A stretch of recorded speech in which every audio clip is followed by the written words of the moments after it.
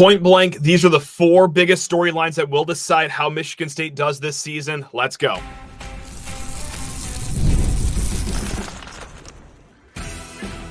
You are Locked On Spartans, your daily podcast on the Michigan State Spartans, part of the Locked On Podcast Network, your team every day.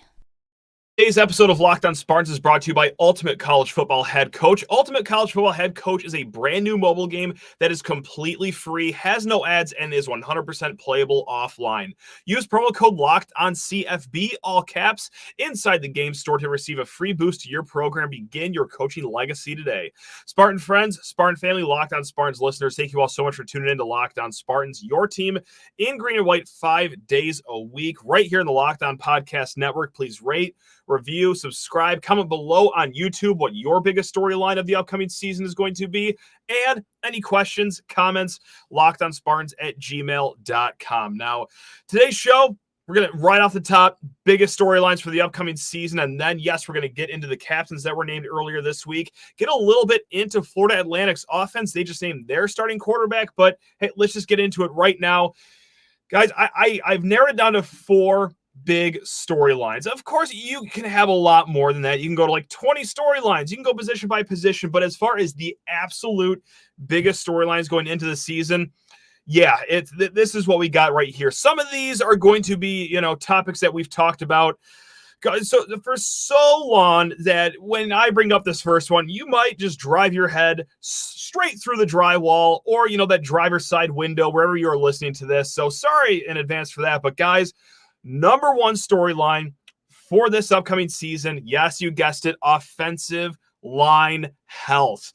Okay, we feel decent about the starters, right? Ashton Lepo, Brandon Baldwin, those are your two tackles. Okay, great. Christian Phillips, Big Dooley, he seems to be the presumed starter going into the season. And then you got two ace transfers, Tanner Miller, your center, and then Luke Newman, your left guard. Okay, fine, great. Let's say in the lovely game of football, someone gets hurt. I know something that never, ever happens, right? Especially on offensive linemen. They usually go through the season completely healthy. Here are your backups for Michigan State right now.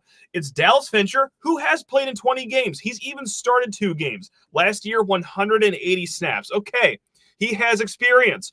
Well, who else has experience in the backup department here for the offensive linemen?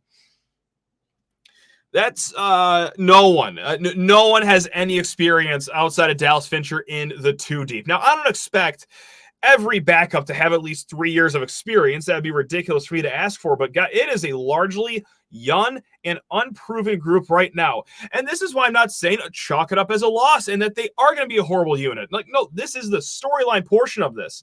Will the depth be good behind an offensive line that could sustain some injuries throughout the year? Again, it's football, guys. It's inevitable. So, behind Alex Fancher, Gavin Brocious, redshirt sophomore. Okay, he missed all of last season. He spent more time in a leg apparatus than he did in an actual football jersey last year. Cole Dellinger, another guy on the inside.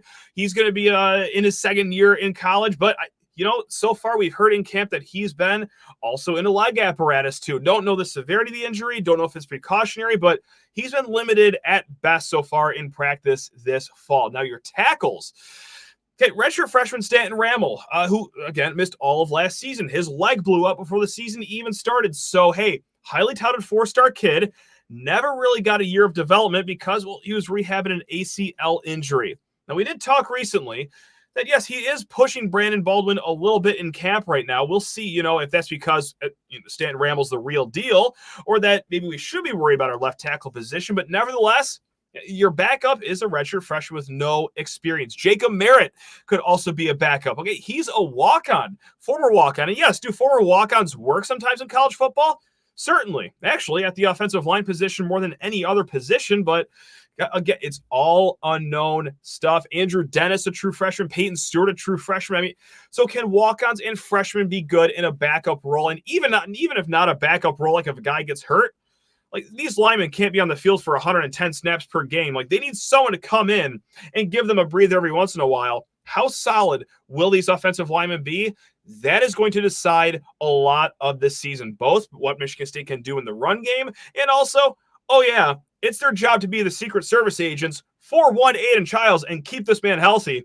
That's going to be important this season. Number 2, we're staying in the trenches, the other side of the ball. Anyone emerging from the defensive line room. Now, look, so far the top storyline of the offseason, if you want to roll the calendar back a little bit, was the departure of Simeon Barrow and Derek Harmon. Those were 2 big losses for Michigan State. Right now, you have Maverick Hansen, and then you have Daquan Dowse. 2 solid guys, upperclassmen guys that you feel comfortable with on the defensive line. But can someone else come out of that room to really make a difference? We've already been talking about 2 names. This is highly possible, guys. There is rationale behind us throwing around Alex VanSumeren, okay, the guy that was Michigan State's best recruit 2 years ago, sustained 2 injuries so far in his career, but that is a name. I don't even know if we've heard a name be thrown around more at camp, whether it's on the record or off the record, of shining than Alex VanSumeren. And another guy, top billed recruit a few years ago, out of the state of Utah, transfer from Oregon. We're talking Ben Roberts, a.k.a. Big Worm. Hey, by year 3, if you're a 4-star, people want to see you start blossoming into that right now. So this is when it's all supposed to happen for him.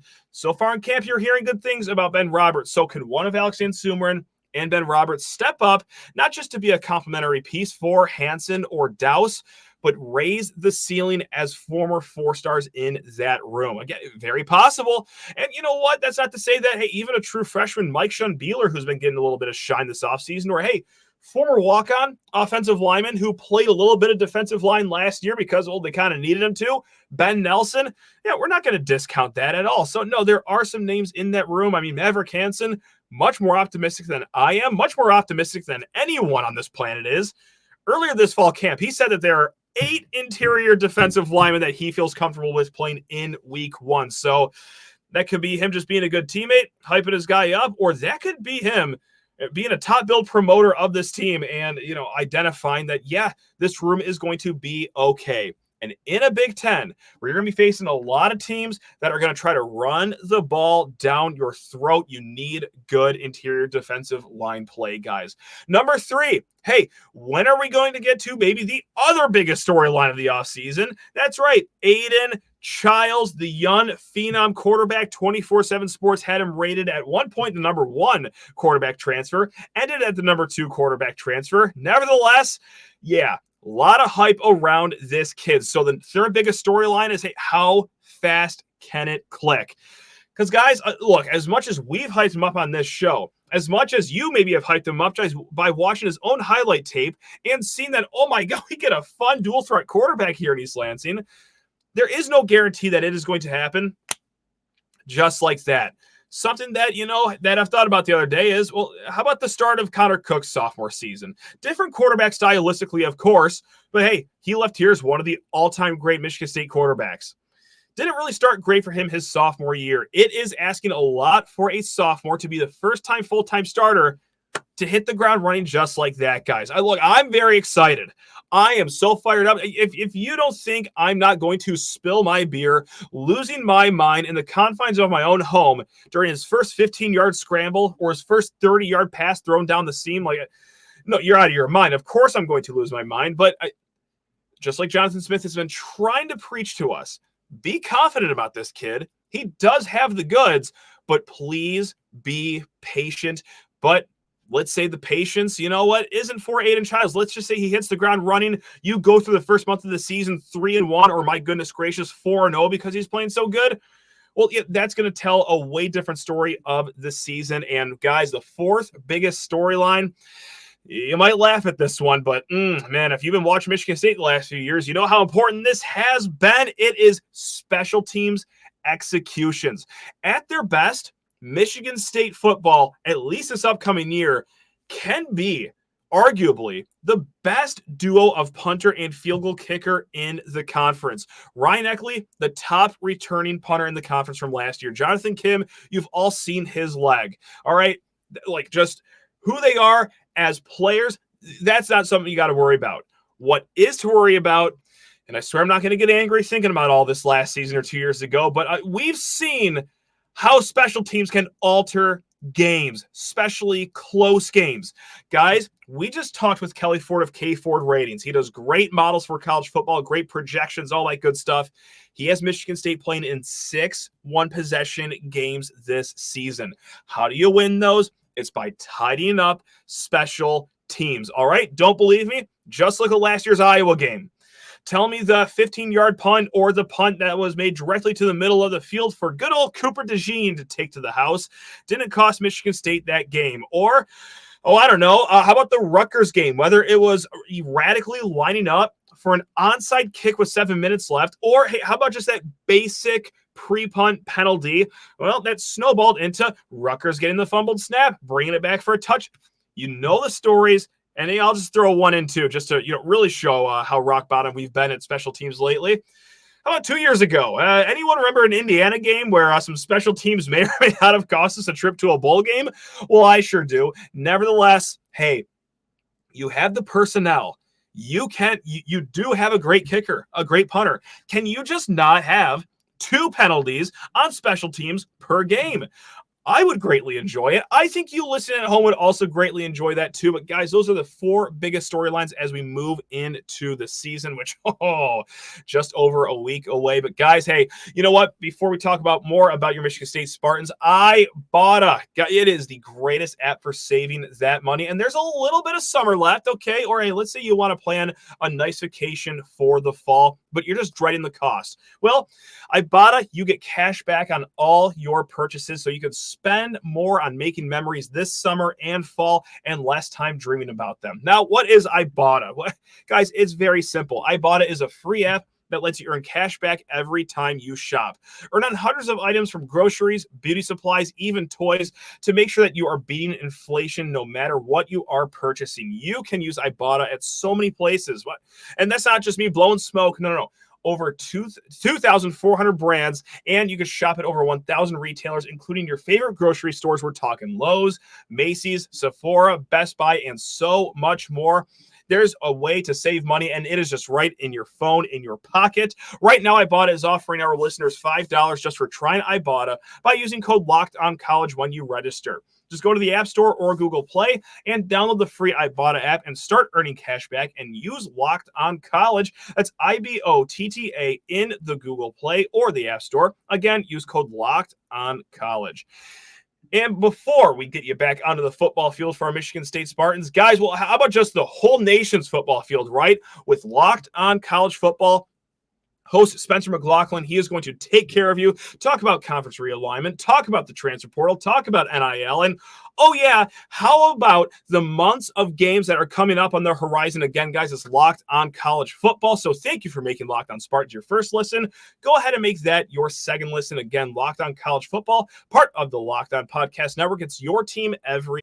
All right, let's talk captains. Our captains. Now, it's been a few days since this has been named, so I apologize for, being a little late to get to this. But if you haven't heard the news by now, 5 captains were voted on by the players of Michigan State. So gone are the days of Mel Tucker doing different captains every week, which I didn't mind. It wasn't everyone's cup of tea. But with this, getting back to the old traditional way of same captains the entire season, and they are Maverick Hansen, Jordan Turner, Tanner Miller, Nathan Carter, and Aidan Chiles. So, again, first off, good to see the captains back. I know people like things how they used to be here. It was a little bit of a change, which I'll say again, I didn't mind. Thought it was cool giving different guys a shot, but hey, maybe this is just another sign of stability heading back into a program. So what was the most surprising storyline here? And, for me, it wasn't even, the whole, there's no Mel Tucker high school commits on this list. There's actually only one guy of those 5 that started their career at Michigan State,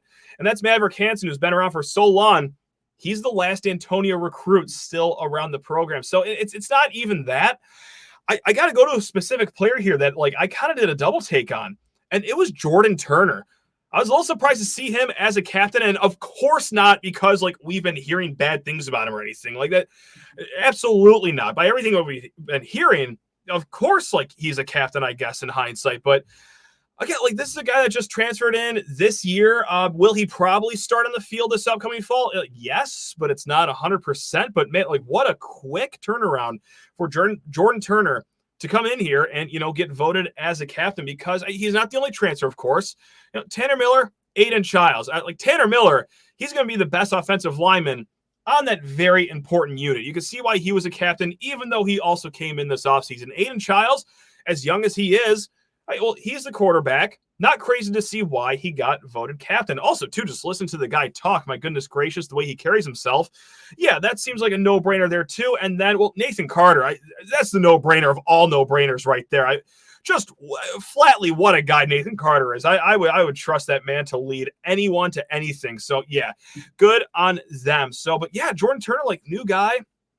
New staff. It's not even a 100% shot he will start, but good for him. So, but that's what you get, when you are being voted on by teammates. Roughly 60 new teammates entering the program this fall. And that's why guys I was a little surprised got left off, like Dylan Tatum, Malik Spencer, Cal Halliday, who's been here forever, Jordan Hall, too. Montori Foster, just to name a few guys. But again, there's a lot of new faces just because you have been here for a little bit.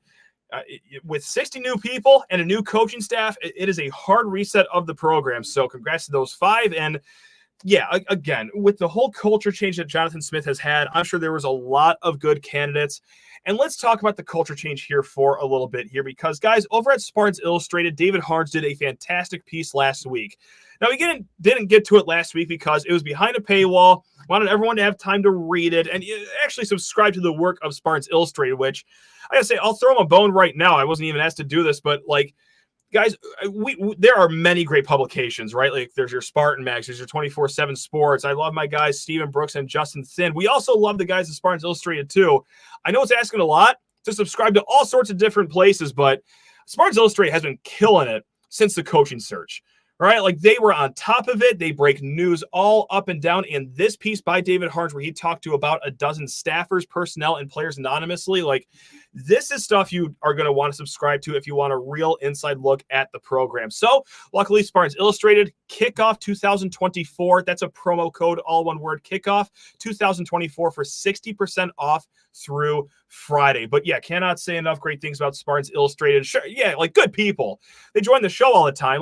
That's one thing. But man, the crack reporting they are doing, whew, no, this is good stuff. So we're not going to go through the whole piece because there was a ton, but I'm going to pull out 3 of my highlights from the David Harns piece about the rebuild of Michigan State football under Jonathan Smith.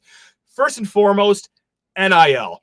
Right, some guys said it's, quote, 150% better. Someone said it's more democratic. And you know what?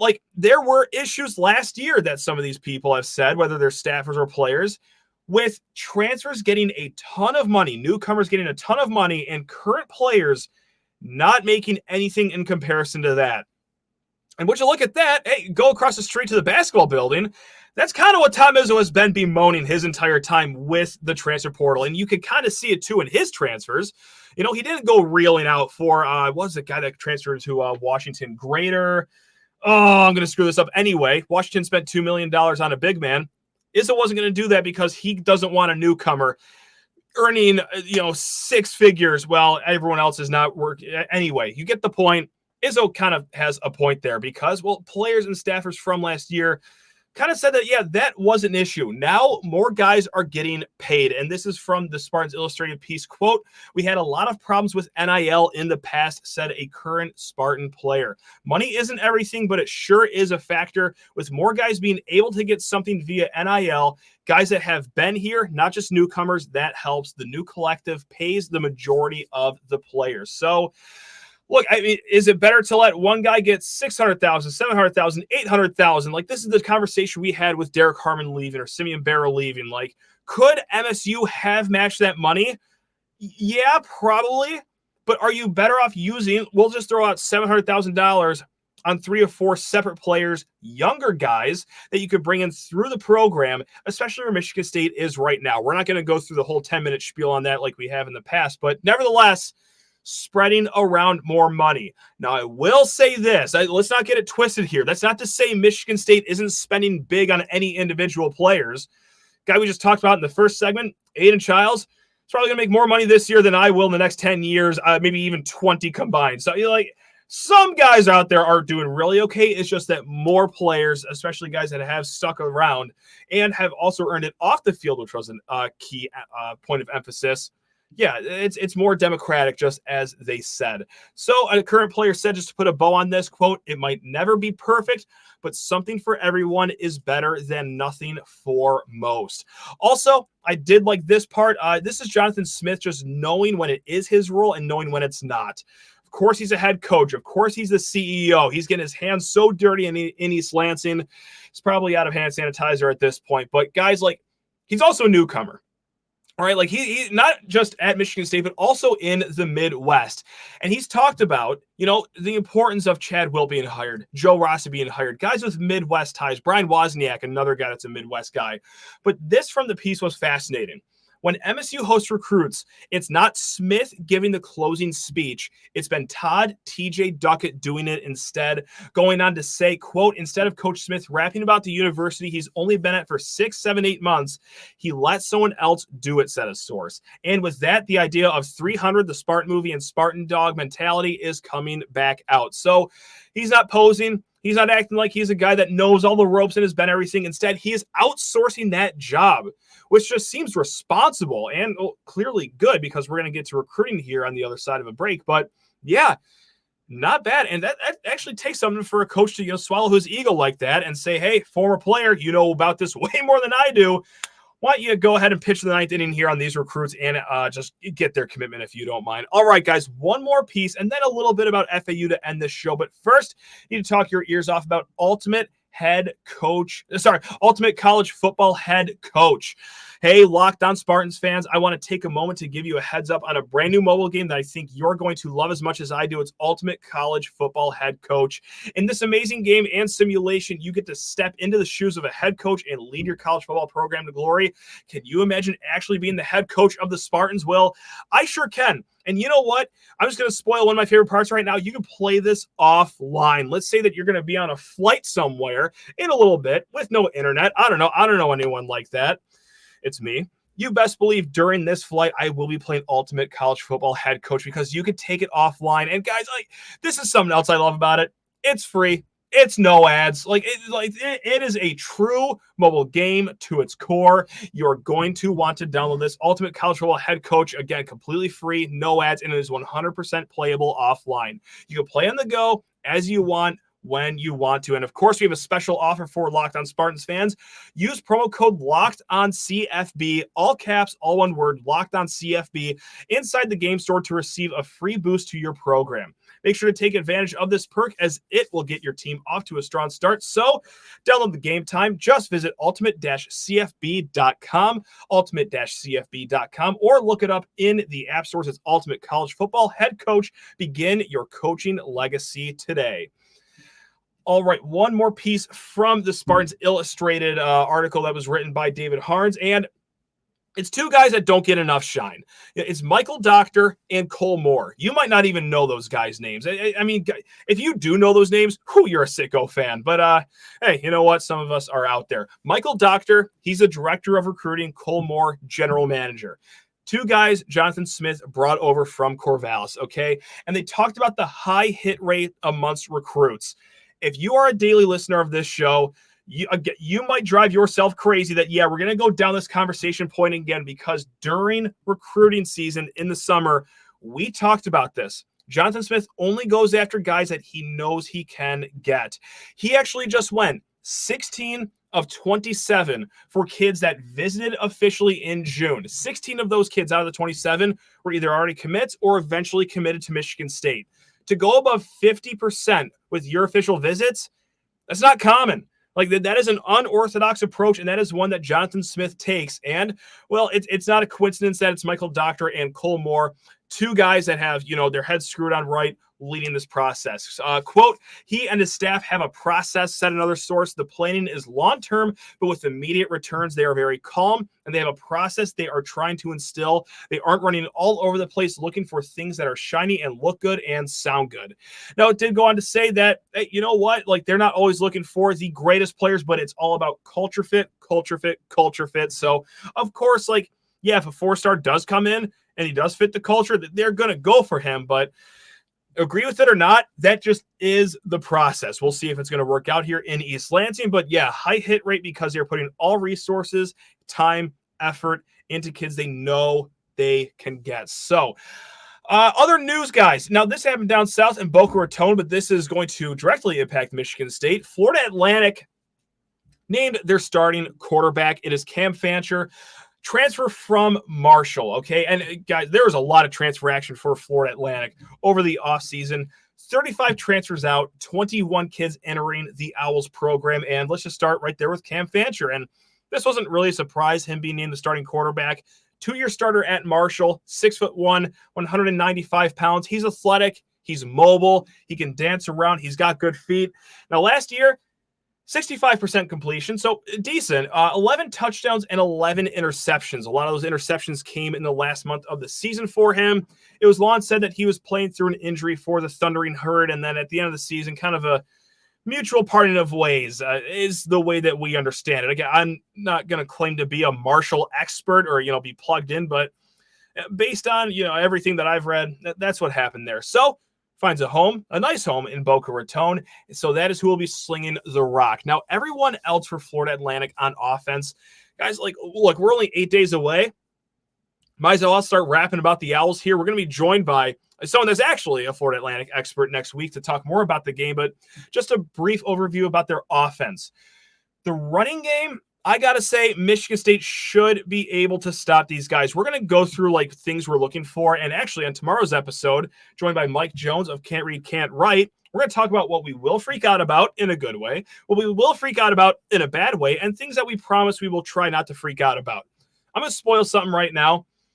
I will freak out in a bad way if the Florida Owls find a way to move the ball on the ground, because it's a whole new running back stable for them. Jamari Sands, redshirt freshman. Okay, well, he did really good in high school. He averaged 12.5 yards per carry at St. Thomas Aquinas High School down there in Florida. But again, redshirt freshman, did not play at all last year.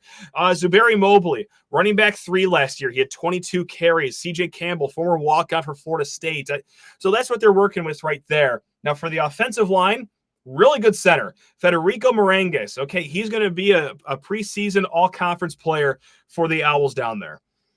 To his left and to his right, all new guys, brand new guys. Their guards are a redshirt freshman that played 2 games last year and a senior that played in 10 games last season. The tackles, 2 Florida State transfers, but it's not like they got their starting right tackle and their starting left tackle. They're 2 Florida State transfers that played pretty sparingly up in Tallahassee. So unproven, inexperienced outside of a pretty good center, and the running back room, again, pretty inexperienced. If they get on the ground for 3.9 yards per carry or something like that, you're going to be getting an angry Matt on that Friday night, a very concerned Matt on that Friday night, because, yeah, for Michigan State, even with their defensive line kind of being a question mark, the linebackers alone should be good enough to neutralize this rushing attack. Now, the wide receiver group, kind of a grab bag here. E.J. Horton, a West Virginia transfer. He was the number 6 receiver last year.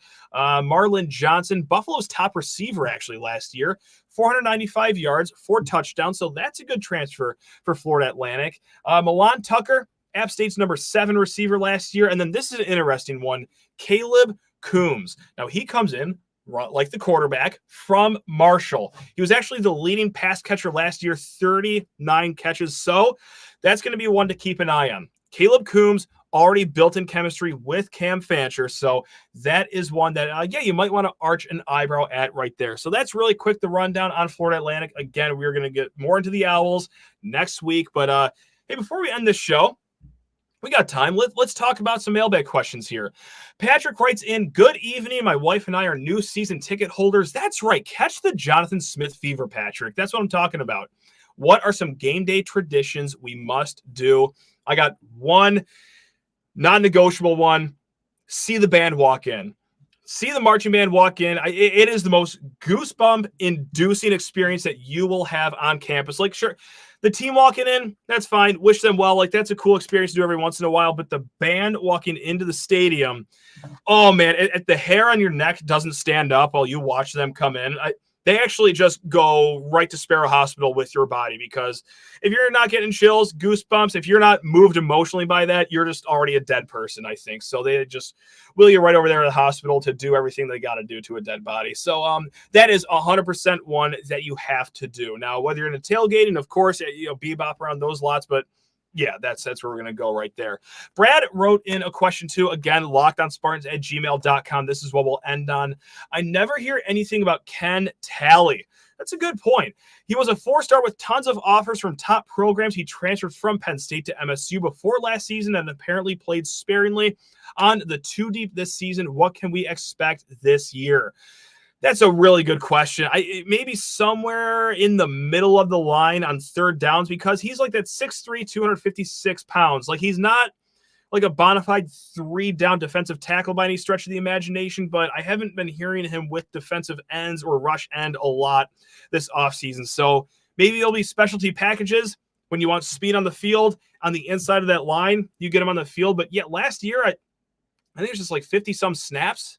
I believe he got 20-some against Penn State, but yeah, not a guy that was on the field a ton. And just like you said, not a guy we're hearing a lot about this offseason. Maybe it is because he's such like a tweener position. Like they're trying to just find a round hole for the square peg to fit in, albeit a very talented square peg according to recruiting services. But yeah, like that's one guy that we'll keep an eye on. So keep your eye on for number 11 if he takes the field in week 1, and under what capacity. Because you know what, just like we talked about in the first segment, what defensive lineman is going to step up? Again, he's undersized. Like, he's given up like 40, 50, if not 60 pounds to everyone else in that room for defensive tackles. But if on third downs he can make some hay, by all means, MSU could use help in the pass rush if you watch any of last year. So, yeah, that would be welcomed. All right, guys. Again, we will be back tomorrow with Mike Jones. What are we going to freak out about next week? What are we not going to freak out about next week? Everything in between. But until then, guys, love you all. You're all the best. Go Green.